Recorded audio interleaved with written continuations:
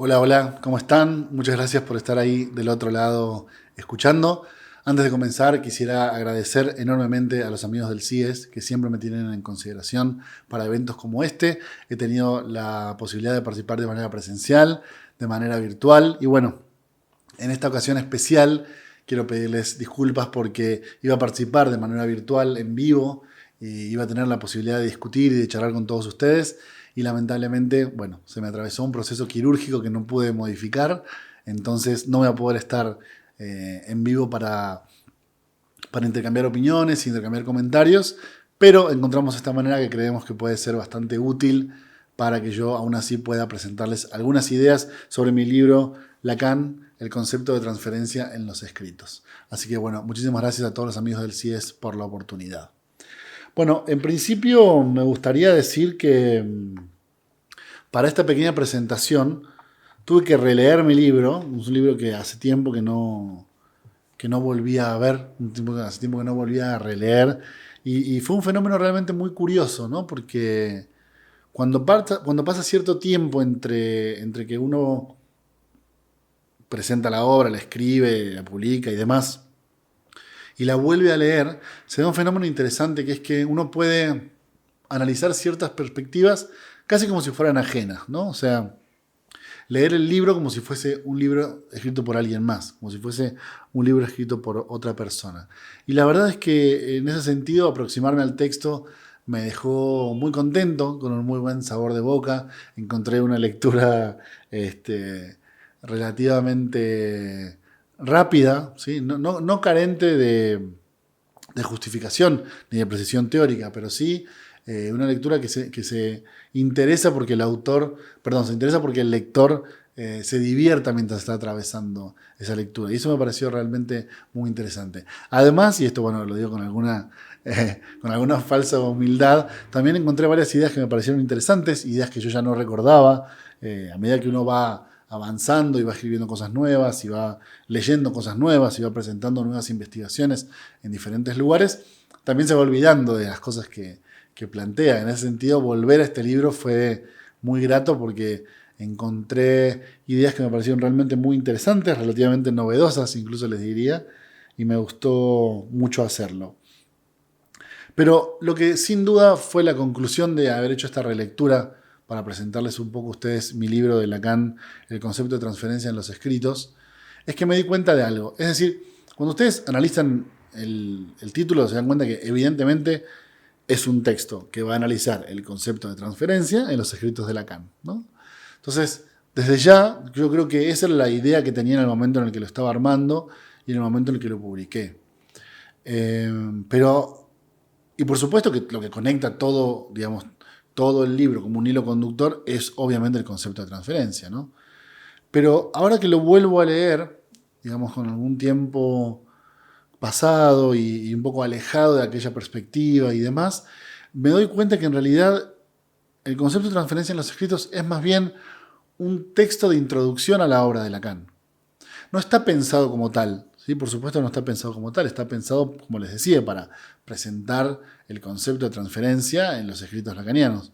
Pero, digamos, cuando lo fui leyendo me fui dando cuenta que para poder llegar a entender cabalmente o poder explicar cabalmente cuál es el concepto de transferencia que se desarrolla en cada uno de los escritos que se analizan en el texto, hay toda una explicación circundante de conceptos que es necesaria tener clara para poder llegar hacia esa precisión. Entonces, lo que más rescato de esta lectura que he hecho para esta conversación con ustedes es que me he dado cuenta que quizás mi libro es una especie de introducción a la obra de Lacan, donde se aclaran ciertos puntos, donde se trata de clarificar ciertos conceptos que en general parecen bastante oscuros o que algunos colegas explican poco, ¿no? Donde se ponen en contexto muchas situaciones, se explica el contexto del surgimiento de cada uno de los escritos, el contexto del surgimiento de cada uno de los conceptos, por qué transferencia en cierto lugar significa tal cosa y qué discusión teórica se está jugando en ese momento, ¿no?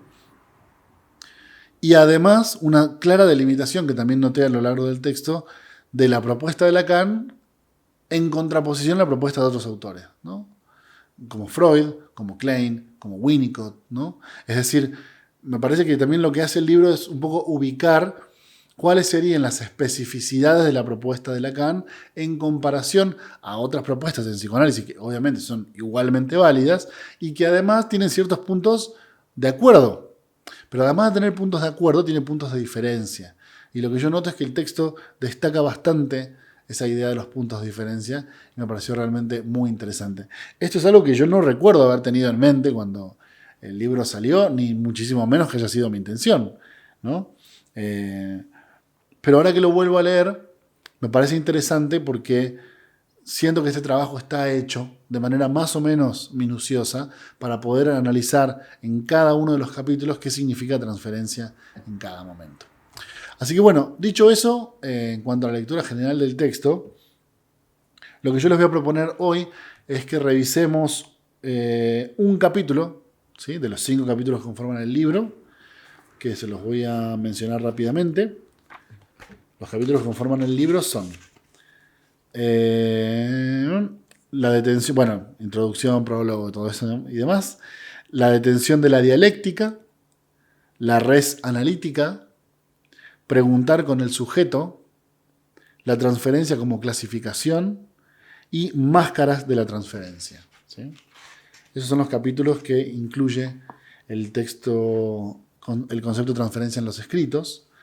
Y yo quiero que ahondemos un poco en el 5º capítulo, que lleva por título Máscaras de la transferencia, porque ahí hay una idea que me parece central, no solamente para poder pensar el problema transferencial en la propuesta de Lacan, sino para además poder entender un poco esto que les decía hace un momento, ¿no? Como tratar de entender más o menos cuál es el panorama general de la obra y qué discusiones se están llevando a cabo cuando Lacan propone algunas ideas. Yo siempre le digo a mis estudiantes que lo difícil de Lacan no es necesariamente entender lo que está diciendo, ¿sí? Lo realmente difícil de Lacan es entender a quién se lo está diciendo. Es decir, con quién está discutiendo. ¿Qué discusión filosófica o qué discusión psicoanalítica o qué discusión psiquiátrica se lleva a cabo en cada párrafo de sus textos?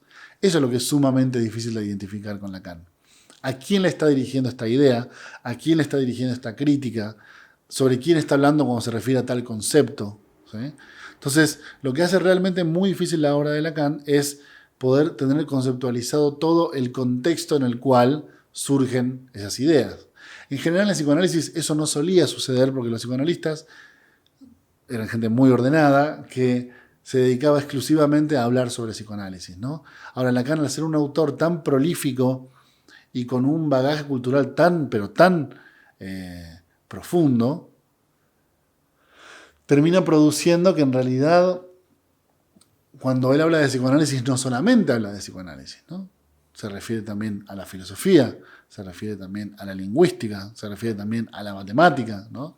Y lo difícil es encontrar cuáles son los interlocutores de Lacan en cada uno de esos momentos para poder entender realmente, más allá de qué es lo que está diciendo, qué es lo que nos está queriendo decir, ¿no? Entonces, bueno, yo siento que Máscaras de la Transferencia un poco apunta hacia ese lugar y quiero hacer un par de comentarios sobre el capítulo. Por supuesto que no les voy a leer el capítulo entero porque ustedes tienen el libro, si les interesa lo pueden adquirir y lo pueden leer. Pero sí quiero contarles un poco de qué va Máscaras de la Transferencia y cómo fue que lo pensé. En este capítulo específicamente, en cada capítulo del libro se trabaja un escrito diferente, ¿sí?, en el cual Lacan haga una cierta mención sobre transferencia, como sea que lo trabaje en cada escrito. ¿Sí? Acuérdense que los escritos son una compilación de trabajos que Lacan presentó en diferentes lugares, generalmente conferencias, no siempre, pero generalmente conferencias, y que ellas en realidad fueron recopiladas tiempo después y armadas en esta compilación que él dio por llamar sus escritos.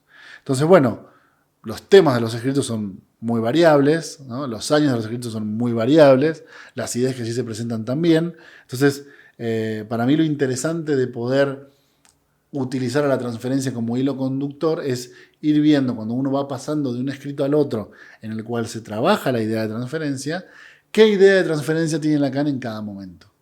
¿Qué idea de transferencia tiene Lacan en cada escrito y cuál es la ventaja o el jugo que podemos sacar de analizarlos concretamente? ¿Sí? En Máscaras de la Transferencia, el texto que fuimos a trabajar fue Posición del Inconsciente, ¿sí? Un texto que está ubicado en los escritos 2 de Lacan. Y un texto que lo que hace es destacar una intervención de Lacan en el Congreso de Bonneval en el año 1960. Lacan no tarda casi nada en este texto en arrancar con una de sus argumentaciones más fuertes, y es básicamente la idea de que el sujeto no es causa de sí mismo, sino que en su propuesta el sujeto va a tener por causa el significante, ¿sí? Entonces, si ustedes me preguntaran de qué creo yo, después de haberlo leído y releído, que habla Máscaras de la Transferencia, es de eso, de la implicación que tiene el hecho de que el significante sea la causa del sujeto, ¿sí? Voy a explicar un poco a qué se refiere con todo esto. Me parece que lo que está tratando de decir Lacan es, bueno, pensémoslo así. Si el sujeto es un efecto de la articulación significante, es decir, si un sujeto es aquello que surge por efecto de representación entre un significante y otro, o para decirlo de otra manera, si ustedes ponen en relación de representación un significante con otro significante, el sujeto es el efecto de esa representación entre ellos dos. Entonces tenemos que entender claramente que el sujeto no se causa a sí mismo, ¿sí? Yo no soy causa de mí. No es que eso subjetivo se genera a sí mismo, sino que en realidad en el origen está el significante. Y ese punto me parece que son los puntos más importantes de la propuesta de Lacan. Yo creo que podríamos más o menos encuadrarlo dentro de lo que podríamos llamar la primacía del significante, ¿no? Una idea central en la propuesta de Lacan, y es que antes de todo lo que pudiéramos pensar está el significante. Y con la lógica del sujeto funciona más o menos igual. Antes de poder pensar al sujeto, tenemos que pensar que antes del sujeto está el significante.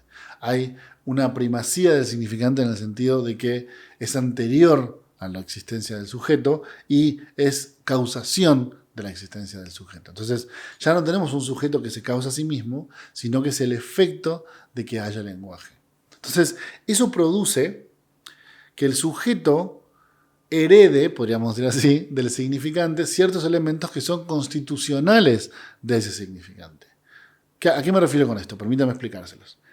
Si realmente es cierto que un significante en tanto tal no significa nada, es decir, que un significante requiere necesariamente de la articulación con otro significante para dar alguna especie de efecto de sentido, ¿por qué? Porque entonces ya un significante en tanto tal ha perdido la relación cabal que tenía con su significado y por ende ya las cosas no es que necesariamente una palabra significa algo. Entonces ahora lo que vamos a necesitar es un segundo término que dé cuenta de no cuál es el significado del primer término, sino por lo menos cuál es su sentido, o sea, hacia dónde se orienta, ¿no? Entonces, clínicamente, cuando alguien nos dice, por ejemplo, es que la verdad, a veces siento que no puedo, nosotros necesariamente estamos obligados a preguntarle en qué sentido no puede, ¿no? Porque ese no puedo ya ha perdido en realidad su significado. Entonces, aunque intuitivamente a nosotros, por cómo funciona el lenguaje de manera coloquial, por fuera del dispositivo analítico, nosotros tendamos a suponer que estamos entendiendo lo que está diciendo cuando alguien nos dice no puedo, estrictamente hablando, necesitamos poner en relación ese término con un segundo término para ver a qué se refiere, ¿sí? Y cuando digo a qué se refiere, es que si ya se pierde la referencia con el significado, entonces hay que buscar la referencia con otro elemento para entender al menos como si fuese una especie de vector de sentido. Es decir, hacia dónde se dirige esto que se está diciendo para más o menos entender un efecto de sentido. ¿Entienden? Es decir, tampoco es cierto que cuando hablamos no se entienda nada. Algo entendemos. ¿Por qué entendemos? Porque la relación entre un término y otro término te da más o menos un efecto de sentido. Ahora bien, supongamos que esa es la tesis número 1, ¿no? Que el significante en tanto tal no significa nada. Y si tomamos la idea de Lacan de que en realidad el origen del sujeto es el significante, es decir, que el sujeto ya no es causa de sí mismo, sino que el sujeto es causado por el significante, decíamos hace un ratito que debería entonces heredar sus características. Entonces, si una de las características del significante es esta incapacidad de consistencia, porque al no poder ser uno que se define a sí mismo, surge el problema de la inconsistencia del significante, ¿no? Es decir, que un significante más o menos significa algo o más o menos se refiere a algo cuando está puesto en relación con otro significante. Pero cuando esos dos significantes ya no están en relación, ¿qué sucede con ese sentido? ¿Ven? Entonces, me parece que cuando hablamos del fading del sujeto, hablamos de una característica heredada por el significante. No es que el sujeto se esconda de nosotros para hacer que la práctica clínica sea más difícil. Es que cuando se pierde la relación casual, hasta les diría virtual, entre un término y el otro, el sujeto que era efecto de esa relación cambia también. Se pierde, desaparece, ya no existe. ¿Ven? Es como si el sujeto tuviese una existencia intermitente. Es decir, aparece por momentos y desaparece. Insisto, no porque se esconda, sino porque existe y deja de existir. Es y ya no es, en tanto que es el efecto de una articulación entre dos significantes.